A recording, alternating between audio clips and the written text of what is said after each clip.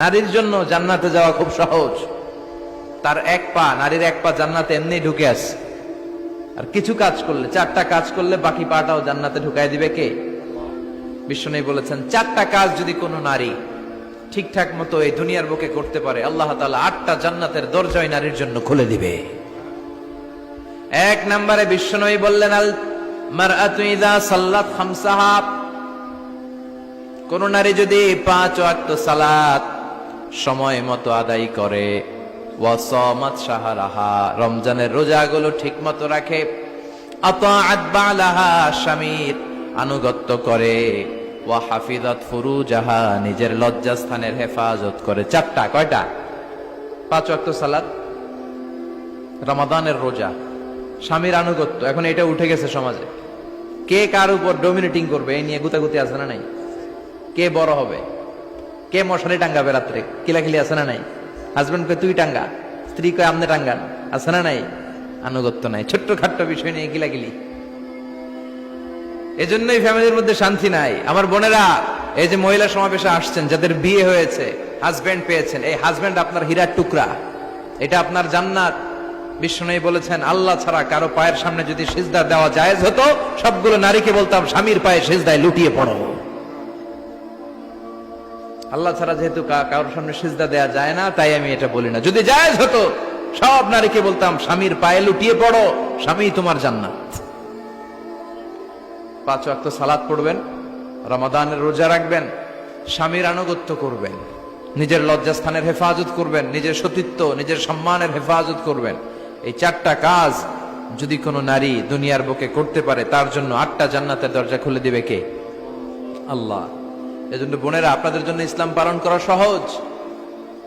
আপনারা হচ্ছেন অনেক বড় একটা ইনস্টিটিউশন, কারণ আপনার ছেলে মেয়েদের প্রথম শিক্ষা প্রতিষ্ঠান আপনি নিজেই, তাই না?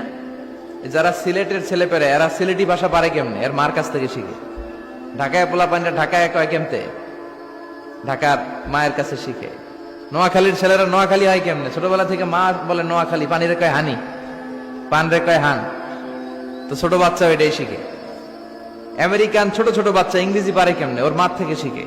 তাহলে মা প্রথম শিক্ষা প্রতিষ্ঠান নয়? মা হচ্ছে the first institution for every child.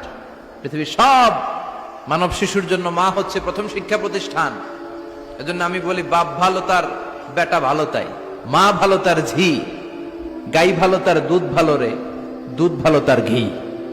বাপ যদি ভালো তো বেটা ভালো, মা ভালো তো ঝি ভালো, দুধ গাই ভালো তো দুধ ভালো, দুধ ভালো তো ঘি ভালো, তাই না?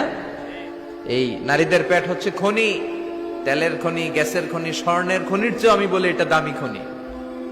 এই নারী যদি হেজাব মেনটেন করে, কোরআন পড়ে, সুন্নাহ পড়ে, তাহলে এই নারীর পেট থেকে বড় বড় আল্লাহওয়ালা বেরোবে, দেশপ্রেমিক লোক বেরোবে, ভদ্র, সালেহ, শহীদ, নবী, সিদ্দিক এরা বেরিয়েছে, ঠিক কিনা? আর এই একই নারী যদি ইসলাম না মানে, স্বামীর আনুগত্য না করে, সালাত না পড়ে, কোরআন সুন্নাহ না মানে, তাহলে এই পেট থেকে বড় বড় ডাকাত, দুর্নীতিবাজ, দেশের সম্পদ যারা লুণ্ঠন করে, অন্যকে হত্যা করে, জুলুম নির্বিচারে করে, এরকম ডাকাত বেরোবে। এই জন্য নারীরা সবচেয়ে বড় সম্পদ। বিষ্ণু বলেছেন, দুনিয়া কুল্লুহা মাতা ও খায়রু মাতা'আদ দুনিয়া আল মারআতুস সালিহা। এই দুনিয়ার সবকিছু হচ্ছে সম্পদ, আর এই সব সম্পদের মধ্যে সবচেয়ে দামি সম্পদ হচ্ছে নেককার নারীরা। তার মানে এই জুরিতে যা তোমরা দেখো সব সম্পদ, আর এই সব সম্পদের মধ্যে দামি সম্পদ এই প্যান্ডেলের ভিতরে যারা আছে, এরা নেককার না?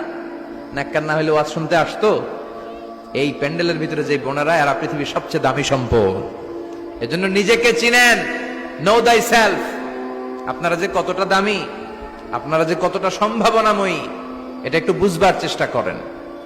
আবার বিশ্বনবী নারীদেরকে অনেক বিষয়ে সতর্ক করেছেন যে খবরদার এগুলো করো না। নারীদেরকে টাইট ফিটিং জামা পরতে নিষেধ করেছেন। আল কাসিয়াত, আল আরিয়াত, আল মাইলাত, আল মুমিলাত। কিছু কিছু বোনেরা এমন টাইট বোরকা পরে, তার দেহের সব উঁচু নিচু ভাঁজ টের পাওয়া যায়, পুরুষরা আরো বেশি আকৃষ্ট হয়। এই বোনদের ব্যাপারে আমি বলি, বিশ্বনবী বলেছেন, লা ইয়াদখুলনাল জান্নাতা ওয়া লা ইয়াজিদনা রিহাহা। তারা জান্নাতে তো ঢুকবেই না, জান্নাতের ঘ্রাণও এদের নাকে লাগবে না।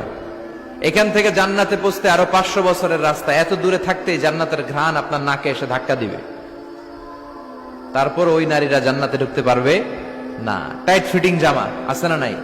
এখন বোরকার মধ্যে অনেক ডিজাইন, ইদানিং এদিকে কিছু ডিজাইন করে পরে, এদিকে করো না, এদিকে করো না, এদিকে করো না, 4টা গম্বুজ বানায় এই জায়গায়, আছে না নাই?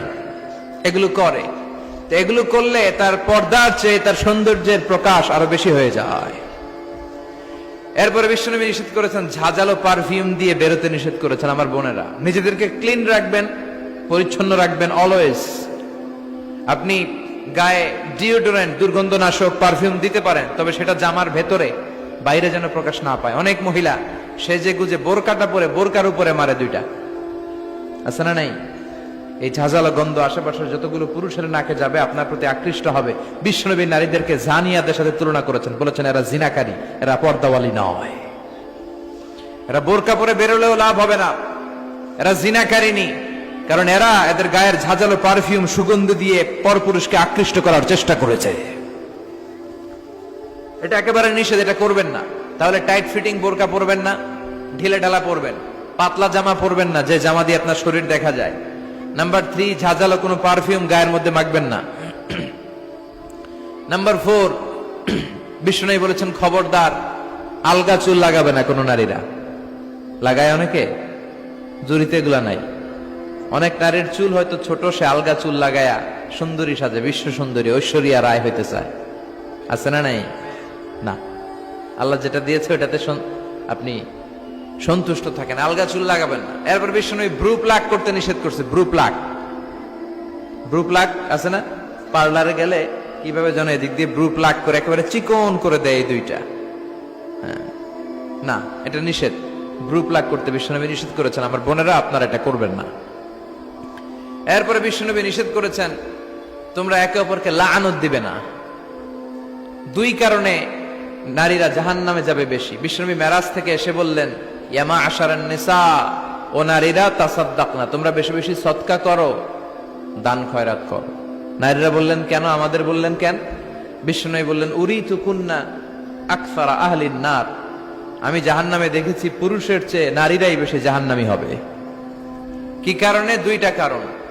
তাকফুরনাল আশিরা, সবাই না, অধিকাংশ নারীরাই স্বামীর অস্বীকৃতি করে। স্বামী যা দেয় এতে সন্তুষ্ট থাকতে চায় না, আছে না নাই? স্বামীর কি চাকরি, কি ব্যবসা, তার উপার্জন কতটুকু, এটাও আপনার দেখার দরকার, আছে না নাই? এখানেই তো আপনার সবরের বিষয়। জান্নাত তেমনি এমনি আসবে না বোন, আপনাকে সবর করতে হবে। স্বামীর নাশুকরি করবেন না। পাশের বাড়ির ভাবিরা তো এত মোটা নেকলেস কিনা দিছে, তুমি দাও না কেন? এদের ঘরে তো দামি সোফা সেট, আমার ঘরে নাই কেন? এদের তো এইটা করে, এদের তো এইটা দিছে হাজবেন্ড, আমারে দাও না কেন? এই যে নাশুকরি, এটা তাকে জাহান্নামী বানাবে। 2 নাম্বার, তুকসিরনা লা'না, তোমরা একে অপরের উপর লানত দাও। নারীরা রেগে গেলেই একজন আরেকজনের লানত দেয়। হেতুর উপরে আল্লাহর ঠেড়া হইতো, হেতুর উপরে আল্লাহর গজব হইতো, মানে তার উপর আল্লাহর গজব পড়ুক। এভাবে ঝগড়া লাগলে এক মহিলা আরেক মহিলাকে লানত দেয়। জুরির বোনেরা অবশ্য এগুলো দেয়টাই না, মাঝে মাঝে দে। আচ্ছা, তো এগুলো করা যাবে না। স্বামীর নাশুকরি করা যাবে না, এরপর লানত দেয়া যাবে না। এই যে বিশ্বনবী যেগুলো নিষেধ করলেন, এগুলো থেকে যদি আমরা বেঁচে থাকি, আর যে 4টা কাজের কথা বললেন, এগুলো যদি আমরা করি, তাহলে জান্নাতে যাওয়ার পথকে আমাদের জন্য সহজ করে দিবে কে? আমি সব সময় নারীদেরকে 6 জন নারীর জীবনী পড়তে বলি, আপনারাও পড়বেন, বাজার থেকে কিনবেন। আসিয়ার জীবনী, আসিয়া ইমরাতু ফেরাউন, ফেরাউনের বউয়ের নাম ফক্কা, নাম খিতা আসিয়া। এই আসিয়ার জীবনীটা প্রত্যেক নারীর জন্য পড়া ফরজ। কিভাবে তিনি ঈমান বাঁচিয়েছেন আপনি দেখবেন। এরপরে মারিয়ামের জীবনী পড়া ফরজ। মারিয়াম আলাইহিস সালাম, কিভাবে তিনি ইবাদতে মশগুল ছিলেন। 2 জন গেল। 3 নাম্বার, বিশ্বনবীর প্রথম স্ত্রী খাদিজা আল কুবরা তাহেরা। পতি ভক্তি কারে বলে, স্বামী ভক্তি কাকে বলে, আপনি দেখতে পাবেন ওনার জীবনীতে। 4 নাম্বারে, বিশ্বনবীর একমাত্র কুমারী স্ত্রী আয়েশা রাদিয়াল্লাহু তাআলা আনহা, কিভাবে জ্ঞানার্জন করতে হয়। 2220টা হাদিস তিনি বর্ণনা করেছেন। নারীদের মধ্যে সবচেয়ে বেশি হাদিসের বর্ণনাকারী। ফ্যামিলির হাদিসগুলো বর্ণনার জন্য আল্লাহ তাআলা মা আয়েশাকে বিশ্বনবীর ঘরে টেপ রেকর্ডার হিসেবে পাঠিয়েছিলেন। বিষ্ণুবী যা বলতেন সব মুখস্থ করে নারীদের কাছে ওয়াজ করে ছড়াইয়া দিত। কি নারী ছিল! মা আয়েশার জীবনী পড়তে হবে। সব শেষে বিশ্বনবীর কলিজার টুকরা নয়নের পুটলি ফাতেমাতুল আজ-জাহরা, এই ফাতেমাতুল জাহরার জীবনী পড়তে হবে। তার জীবনী থেকে আপনি পাবেন কিভাবে পর্দা করতে হয়। উনি মরার আগে আলীকে বলে গেলেন, আলী, জীবদ্দশায় আমারে কেউ দেখে নাই, নবীর মেয়ে মোটা না চিকন, লম্বা না খাটো। মরার পরেও বেশি মানুষে জানাজায় আসতে বলো না, রাত্রিবেলা অল্প কয়েকজন লোককে নিয়ে জানাজা দিয়ে আমার কবর দিয়ে দিও। কেমন করে আপনি নিজেকে সেভ করবেন, এই শিক্ষা মা সাইয়্যিদাতুনা ফাতেমাতুজ জোহরার জীবনীতে আছে না নাই? তাহলে এই কয়েকজন নারীর জীবনী পড়তে হবে। আর যে চারটা কথা বিষ্ণুই বলেছেন এগুলোর উপর আমল করতে হবে। তাহলে আমাদের নারীদেরকেও জান্নাতি বানাবে কে? আল্লাহ। তুমি আমাদের মাদেরকে, বোনদেরকে, আমাদের নারীদেরকে তুমি খাদিজাতুল কুবরার মতো কবুল করো, আয়েশা সিদ্দিকার মতো মহিয়সী নারী হিসেবে কবুল করো, ফাতেমাতুজ জাহরার মতো এরকম পর্দানিশীল নারী হিসেবে কবুল করো। আল্লাহ তাআলা আমাদের সবাইকে কথাগুলো বুঝার ও আমল করার তৌফিক দান করুক। আমরা পড়ি আমিন। আপনারা সবাই ভালো থাকবেন, সুস্থ থাকবেন, সুন্দর থাকবেন, কোরআনের সাথে থাকবেন।